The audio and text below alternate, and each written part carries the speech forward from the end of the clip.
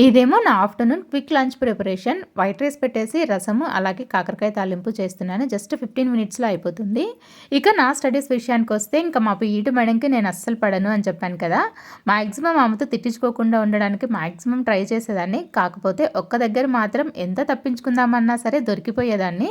ఏంటంటే మాకెప్పుడైనా సరే వర్షం పడినప్పుడు, వర్షం పడిన నెక్స్ట్ డే కానీ, లేదంటే గేమ్స్ ఆడిపించే మూడ్ మేడంకి లేనప్పుడు కానీ గడ్డి పీకించేవారనమాట. మా గ్రౌండ్‌లో ఉండేది. అయితే ఎవరెంత గడ్డి పీకారో కూడా మేడంకి చూపించాలి. ఒకరేమో బాగా పీకే వాళ్ళు ఉంటారు కదా! వాళ్ళు పీక్కున్నది, ఇంకొకళ్ళు దొంగతనం చేసేవాళ్ళు, గడ్డి కూడా దొంగతనం చేసేవాళ్ళనమాట. అలా నాది కూడా ఎవరొకరు తీసేవారు. ఒక్కొక్కసారి నేను కూడా అస్సలు పీకేదాన్ని కాదులే. ఆ విషయంలో మాత్రం మేడంకి దొరికిపోయేదాన్ని. అప్పుడు మాత్రం పిచ్చ తిట్టుడు తిట్టేది. అక్కడ మాత్రం ఎంత తప్పించుకుందామన్నా తప్పించుకోలేకపోయేదాన్ని. ఇలా ఉండేది 10థ్ క్లాస్ వరకు కూడా. ఇంకా 10థ్ అయిపోయి మార్క్ లిస్ట్‌కి వెళ్ళినప్పుడు మాత్రం మేడం చాలా బాగా మాట్లాడారు. మిమ్మల్ని అందరినీ కూడా చాలా మిస్ అవుతున్నానురా అని చెప్పేసి.